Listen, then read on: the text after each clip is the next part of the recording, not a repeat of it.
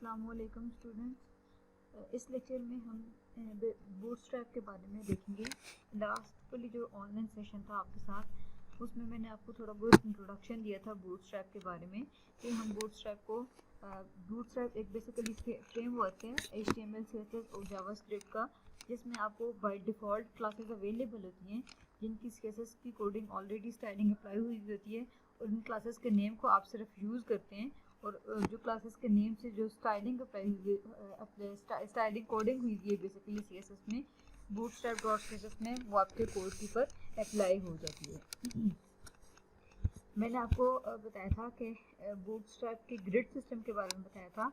Grid system क्या है कि जिसमें आपको बेसिकली आप अपनी कंप्लीट स्क्रीन को 12 डिफरेंट कॉलम्स में डिवाइड कर सकते हैं। अब कॉलम्स की डिस्ट्रीब्यूशन आपने किस तरह से करनी है that is up to you, लेकिन सम सारे कॉलम्स का आपके पास टोटल 12 होना चाहिए।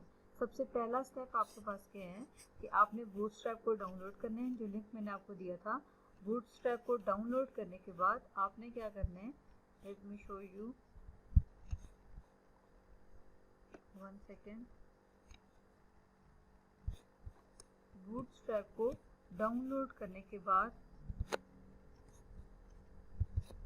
ये आपके पास 3 फोल्डर्स आ जाएंगे। इन 3 फोल्डर्स में एक में CSS की फाइल पड़ी हुई है, एक में आपके पास फॉन्ट्स पड़े हुए हैं, एक में आपके पास जावास्क्रिप्ट की फाइल्स पड़ी हुई हैं। ये तीनों आपके पास बेसिकली बूटस्ट्रैप की फाइल्स हैं कि जिसमें आपके पास बूटस्ट्रैप का सारा कोड पड़ा हुआ है, आज जिसको आपने बेसिकली यूज़ करना है। आपने इन तीनों फोल्डर्स को एक फोल्डर बनाए, आप किसी भी नेम से, मेन हो, बूटस्ट्रैप का नाम हो, आपका नाम हो, किसी भी नाम से एक फोल्डर बनाएं। उस फोल्डर में आप तीनों फोल्डर्स को प्लेस कर दें, CSS, फॉन्ट्स और जावास्क्रिप्ट का। अब आपकी जितनी भी फाइल्स बनेंगी वो इस फोल्डर के अंदर आएंगी, ठीक है।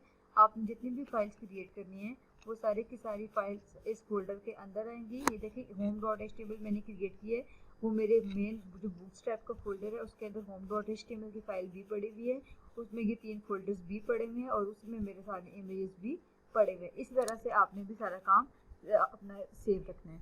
अब देखें, अब मैं सब लाइन की फाइल ओपन की, ओपन फोल्डर आपने किया, ओपन फोल्डर पे क्लिक करने से आपने मेन वाला फोल्डर खोलना है।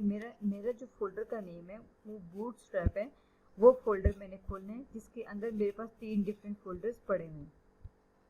अब देखें, ये मैंने खोल लिए। अब आप इसमें देखें, इसमें जो मेन आपका फोल्डर था मेरा बूटस्ट्रैप के नाम से है, उसमें 3 डिफरेंट फोल्डर्स हैं, उसी में आपकी फाइल भी है और उसी में आपकी सारी इमेजेस भी आ रही हैं। मतलब क्या कि अब आपकी जितनी भी फाइल्स हैं वो यहाँ पे इस फ्रेमवर्क के अंदर, इसी के अंदर आपकी सारी की सारी फाइल्स आ रही हैं। अब आपने पहले फाइल को क्रिएट करना है, एक फाइल क्रिएट करें, उसको सेव करें। लेट्स सपोज मैं इसका नाम रखती हूँ index.html। मैंने फाइल का नाम रख लिया index.html, इसको मैंने सेव कर दिया। अब ये बेसिकली HTML की फाइल है, HTML का सारा सिंटैक्स आ गया। आप इसको पेज को कोई ना कोई टाइटल दे दें, माय फर्स्ट बूटस्ट्रैप पेज। ये अब आपका पेज बन चुका है, ठीक है। अब देखें, ये आपको वैसे ही HTML का पेज जिस तरह से आप पहले ऑलरेडी क्रिएट करते रहते हैं, ये बिल्कुल वैसा पेज है। इसमें मैंने बूटस्ट्रैप की जो CSS की फाइल है उसको लिंक करना है, ठीक है। आपने जावास्क्रिप्ट की फाइल को भी लिंक करना है, आपने फॉन्ट्स को भी लिंक करना है। मैं यहाँ पर सिर्फ CSS को लिंक कर रही हूँ क्योंकि मुझे सिर्फ अभी CSS की ज़रूरत है। जावास्क्रिप्ट में जो जावास्क्रिप्ट की फाइल्स बूटस्ट्रैप के थ्रू आपको अवेलेबल है, उसमें आपको कैरोसेल अवेलेबल है। कैरोसेल बेसिकली क्या है, आपके पास जो स्लाइड शो आपको नज़र आ रहा होता है, जो हेडर में आपको मल्टीपल इमेजेस नज़र आती हैं और आप क्लिक करके नेक्स्ट इमेज पे मूव कर रहे होते हैं, वो बेसिकली आपको जावास्क्रिप्ट में एक प्लगइन के थ्रू अवेलेबल होता है। मतलब जावास्क्रिप्ट के जो डिफरेंट फंक्शंस हैं वो आपको बूटस्ट्रैप में अवेलेबल हैं। बूटस्ट्रैप में सिर्फ क्लासेस का नेम आपने यूज़ करना है और आपने उस फाइल को जावास्क्रिप्ट की क्यूरी जो फाइल है उसको आपने लिंक कर देना है, और जावास्क्रिप्ट की फाइल को जो बूटस्ट्रैप के थ्रू अवेलेबल है उसको आपने लिंक कर देना है और आप जावास्क्रिप्ट के जो डिफरेंट प्लगइन्स हैं उनको यूज़ कर सकते हैं। अभी मैं यहाँ पे CSS की फाइल को लिंक कर रही हूँ। मैंने CSS की फाइल को लिंक किया और फाइल का नेम अब देखिए मैंने किस तरह से देना है। सबसे पहले CSS के फोल्डर में जो bootstrap.css की फाइल पड़ी हुई है, इस फाइल को आपने लेना है, ठीक है। मैं इसको रिपीट करती हूँ। देखिए, आपने जो फाइल्स डाउनलोड की हैं उसमें आपके पास 3 फोल्डर्स होंगे, CSS, फॉन्ट और जावास्क्रिप्ट, तीनों फोल्डर्स को आपने एक मेन फोल्डर में रखा। इस मेन फोल्डर को आपने सबलाइन में खोला और उसी मेन फोल्डर में अब आपकी सारी की सारी फाइल्स भी आएंगी। अब आपने एक फाइल पेज क्रिएट किया, उसको उस पेज को के ऊपर आपने bootstrap.css को लिंक करना है, ठीक है। तो पहले इस फोल्डर का लिंक है, फिर उस फोल्डर के अंदर जो फाइल पड़ी हुई है उसका नेम है। अब आपकी bootstrap.css की फाइल लिंक हो गई है। आप इसको ब्राउज़र में ओपन करें, देखें। अब इस पर राइट क्लिक करें, सॉरी व्यू पेज सोर्स करें। व्यू पेज सोर्स में आप इस एड्रेस पे क्लिक करें। अगर तो आपकी फाइल प्रॉपरली लिंक्ड हुई तो ये फाइल ओपन हो जाएगी आपके पास ब्राउज़र पे। अगर तो आपकी फाइल प्रॉपरली लिंक ना हुई तो ये फाइल ओपन नहीं होगी। अब इस पर क्लिक करें, देखें आपके पास सारी की सारी फाइल ओपन हो चुकी है। दैट मीन्स कि आपने प्रॉपरली लिंकिंग कर ली हुई है। आपने ये चीज़ मस्ट इंश्योर करनी है। मैं इसको रिपीट करती हूँ। देखिए मेरा पेज खुला, मैंने राइट क्लिक किया, view page source. View page source में आपको सारे का सारा कोड आ जाते हैं। इसमें आपने चेक करना है इस लिंक पे क्लिक करके कि आइदर आपकी फाइल प्रॉपरली लिंक्ड है या नहीं। अगर तो लिंक हुई तो ये फाइल आपके पास खुल जाएगी। ये देखिए ये फाइल खुल गई है, दैट मीन्स कि ये प्रॉपरली लिंक्ड है। अब इस फाइल में हम अपनी सारी की सारी कोडिंग करते हैं। ये फाइल है। अब इसमें हम डिफरेंट बूटस्ट्रैप के अंदर क्लासेस देखेंगे, बूटस्ट्रैप की क्लासेस को यूज़ करना सीखेंगे कि हम बूटस्ट्रैप के थ्रू अपने काम को किस तरह से आसान कर सकते हैं, रिस्पॉन्सिव भी कर सकते हैं और आसान भी कर सकते हैं। सबसे पहले मैंने आपको बताया था कंटेनर और कंटेनर डैश फ्लूइड के बारे में। जो मैं यहाँ पे यूज़ करूँगी दैट इज़ बेसिकली कंटेनर। मैंने फुल पेज बॉडी के अंदर जो एक पेज बन रहा था उसको मैंने एक कंटेनर के अंदर बंद कर दिया, मतलब सारे का सारा कोड मेरा इस कंटेनर के अंदर रहता है। अब इसमें मैंने एक रो क्रिएट की, उस रो में मेरे पास एक कॉलम है, कॉलम डैश md डैश 12, क्योंकि मैं पूरी स्क्रीन को लेना चाह रही हूँ। मैं यहाँ पे एक हेडर इमेज लगाना चाह रही हूँ, ठीक है। एक हेडर इमेज लगाना चाह रही हूँ। फॉर एग्जांपल हेडर इमेज मेरे पास जो सेव्ड है that is header dot jpg। ये इमेज मैंने लगा दी, विड्थ मैंने इसकी रख दी 100% और फिर एक बूटस्ट्रैप को मैं क्लास असाइन कर दूँ that is image dash responsive. इस क्लास का मतलब क्या है? ये क्लास बेसिकली आपका जो इमेज है उसको हर स्क्रीन के लिए रिस्पॉन्सिव बना देती है। मतलब आप इसको डेस्कटॉप पे देखें, लैपटॉप पे देखें, आप इसको इसी इमेज को टैबलेट्स के ऊपर देखें तो ये इमेज आपको एज इट इज़ नज़र आ रही होगी। अब इसको हम राइट क्लिक करके ब्राउज़र पे चेक करते हैं। ये इमेज आपकी हेडर में अपलोड हो चुकी है, ठीक है। अब ये आपके पास हेडर है। अब हम फर्दर मूव करेंगे, इसी कंटेनर के अंदर आपने टैग करना है। अभी आपने सिर्फ हेडर का सेक्शन बनाया है। नेक्स्ट जो सेक्शन आप बनाएंगे उसमें आप देखें कि आप ग्रिड सिस्टम को किस तरह से यूज़ करेंगे। 3 डिफरेंट कॉलम्स में मैं डिवाइड कर रही हूँ, ठीक है। फर्स्ट कॉलम एक रो। अब ये नया सेक्शन शुरू हो रहा है, मैं इसको कमेंट कर देती हूँ 3 कॉलम लेआउट, ठीक है। और इसको मैं नेम दे देती हूँ हेडर। अब आपको समझ आ जाएगी, ये फर्स्ट सेक्शन था, ये सेकंड सेक्शन है। इसमें आपके पास एक रो है, उस रो में आपके पास आ रहे हैं 3 कॉलम। 3 कॉलम्स होंगे तो कितने का एक कॉलम होगा 4 का, क्योंकि आपके पास टोटल स्क्रीन जो डिवाइड होगी वो 12 कॉलम में हो सकती है। तो 4 + 4 + 4 is equal to 12। Class is equal to column dash md dash 4 का मतलब क्या है? यहाँ पे आप SMB लिख सकते हैं, यहाँ पे आप SMB लिख सकते हैं, यहाँ पे आप XSP लिख सकते हैं, यहाँ पे आप LGB लिख सकते हैं and so on.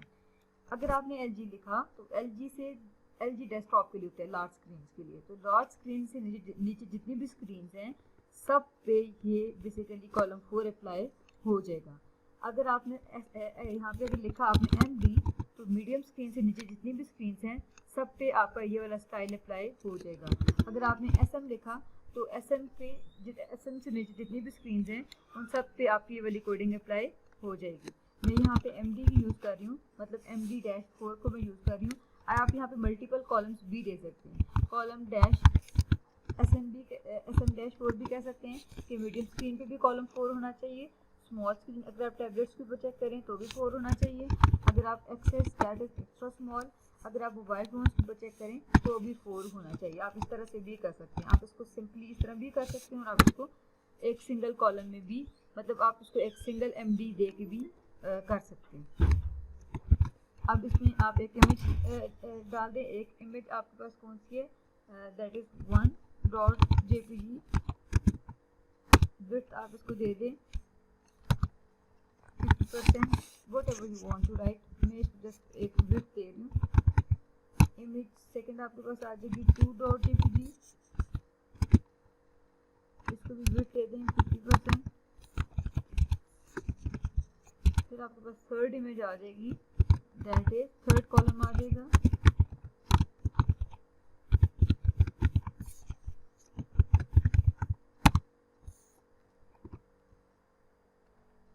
.png width 50% और हाइट भी इनको आप 50% करते हैं।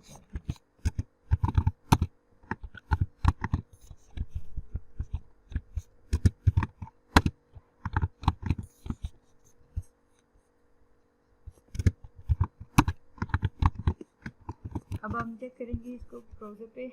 आपने क्लोजिंग ओपनिंग का ख्याल रखना है। ये देखें आपको हाईलाइटेड नज़र आ रहा है, इसकी ये ओपनिंग क्लोजिंग है, ये भी आपको रेड हाईलाइटेड नज़र आ रही है। फिर आप इस पर क्लिक करेंगे, आपको रेड हाईलाइटेड नज़र आएगा। फिर आप इस पर क्लिक करेंगे, ये आपको रेड हाईलाइटेड नज़र आएगा, एंड सो ऑन। अब इसको ब्राउज़र पे चेक करें, ये देखिए आपके पास 3 डिफरेंट इमेजेस आ गए। ठीक है, मतलब आपके पास एक कॉलम बने, उस कॉलम में आपके पास 3 इमेजेस आ गए। हम इनको विड्थ 100% रहने देते हैं।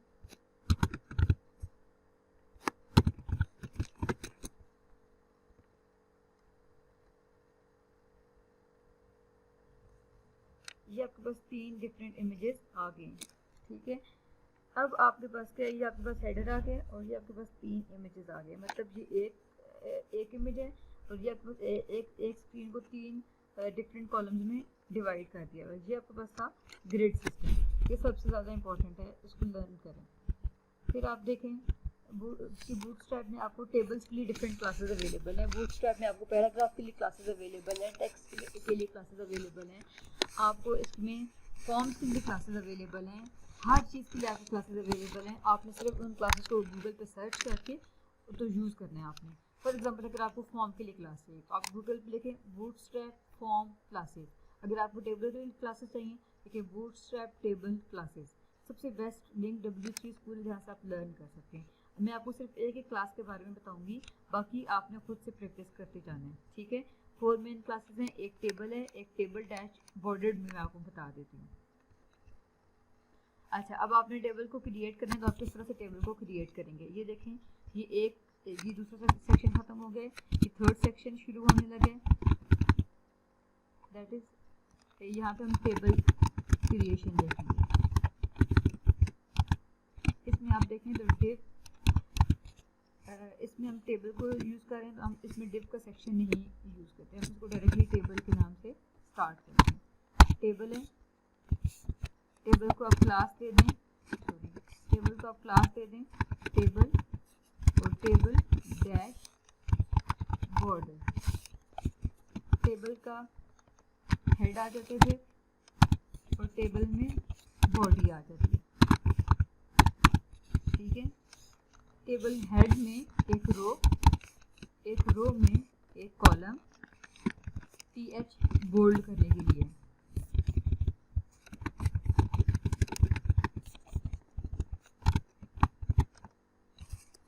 स्टूडेंट नेम, स्टूडेंट ID,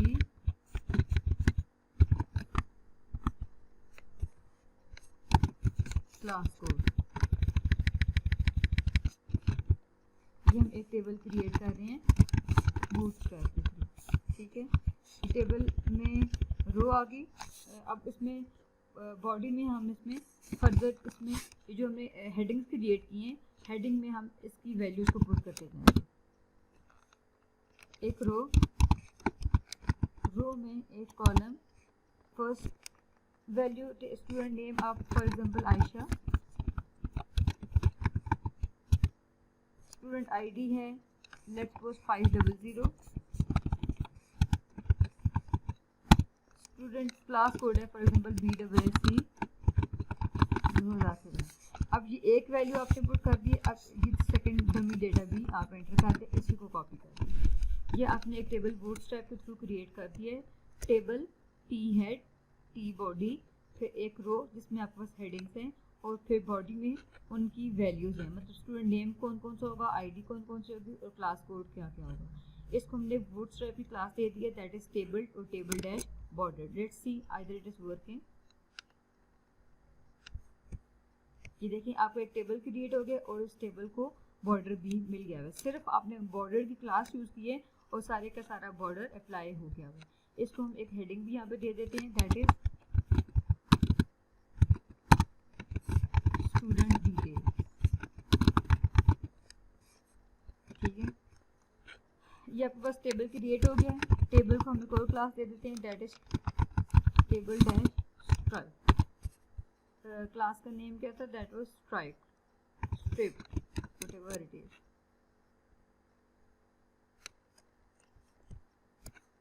ये आपको बेसिकली टेबल क्रिएट हो गया है।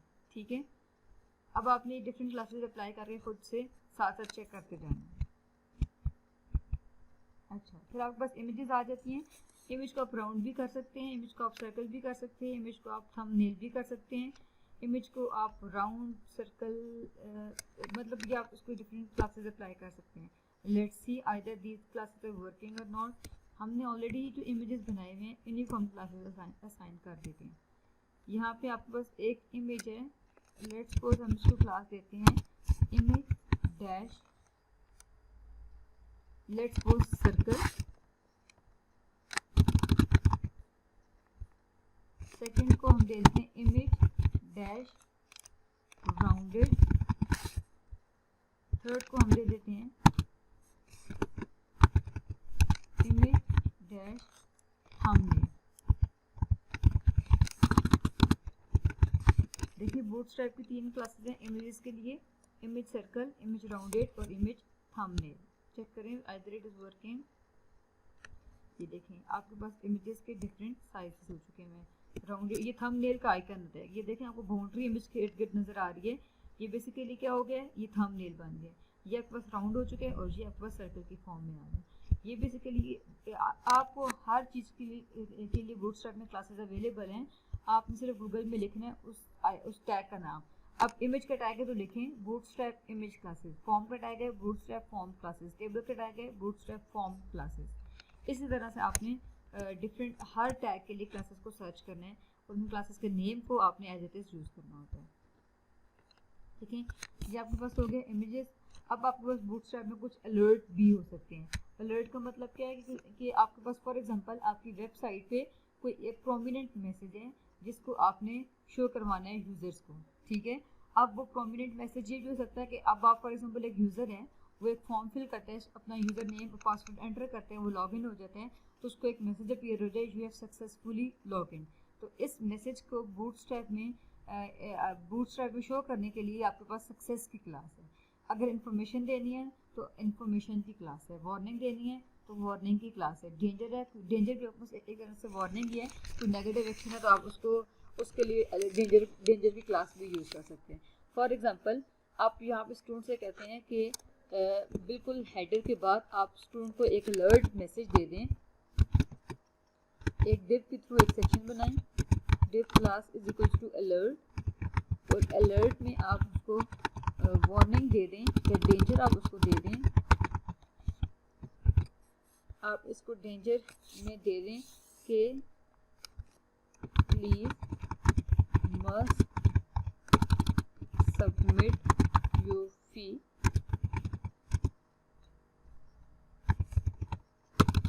फॉलोइंग दी डेडलाइन। ठीक है, अब आप देखें कि आपने बेसिकली अलर्ट मैसेज डिस्प्ले करवा दिया हुआ। ठीक है, या आपके पास एक अलर्ट मैसेज क्या हो सकता है कि एक और सेक्शन बना रहे, मैं एक और आपको अलर्ट बॉक्स शो करवा रही हूँ। dash success, you have successfully logged in। ये देखें, let's check this on the browser. ये देखें आपके पास दो मैसेजेस आ गए हैं, ये वार्निंग है डेंजर का है और ये क्या है सक्सेस का। ये आप इस तरह से यूज़ कर सकते हैं कि आप एक फॉर्म क्रिएट करें और फॉर्म में अगर लॉगिन है तो आप सक्सेसफुली लॉगिन है तो यू हैव सक्सेसफुली लॉगिन, अगर न सक्सेसफुली लॉगिन देंगे तो आप वार्निंग का मैसेज यूज़ कर लें, please enter the correct password और यूज़र नेम। इस तरह से आप इन अलर्ट बॉक्सेस को यूज़ कर सकते हैं। अलर्ट बॉक्स को आप डिफरेंट पर्पसेस के लिए यूज़ कर सकते हैं। डिफरेंट अलर्ट बॉक्स आपको अवेलेबल है, आप इनको डिफरेंट पर्पसेस के लिए यूज़ कर सकते हैं। अच्छा, अगर आपने किसी को बोल्ड करना है तो बोल्ड के लिए आपका स्ट्रॉन्ग का टैग है, आप स्ट्रॉन्ग लिखें तो वो आपका बोल्ड हो जाएगा। जो कंटेंट आपने बोल्ड करना है आप उसको स्ट्रॉन्ग में इनक्लोज कर दें। Check this functionality. ये देखें प्लीज और लॉग्ड इन बोल्ड हो चुका है क्योंकि मैंने इसको स्ट्रॉन्ग के अंदर इनक्लोज कर दिया। जो स्ट्रॉन्ग का टैग है उसके अंदर मैंने इसको इनक्लोज कर दिया है। ये था आपके पास अलर्ट। मैंने आपको अलर्ट के बारे में बता दिया है, मैंने आपको इमेजेस के बारे में बता दिए हैं, टेबल के बारे में बता दिए हैं और आपको ग्रिड सिस्टम के बारे में बता दिया है। इस लेक्चर में इन सब चीज़ों के बारे में मैंने आपको बताया है और आपको ये सारी चीज़ें पता होनी चाहिए कि डिफरेंट कामों के लिए कौन कौन सी क्लासेस को हम यूज़ कर सकते हैं। नेक्स्ट लेक्चर में आपको बताऊंगी कि बाकी डिफरेंट कौन कौन सी क्लासेस बूटस्ट्रैप में अवेलेबल हैं।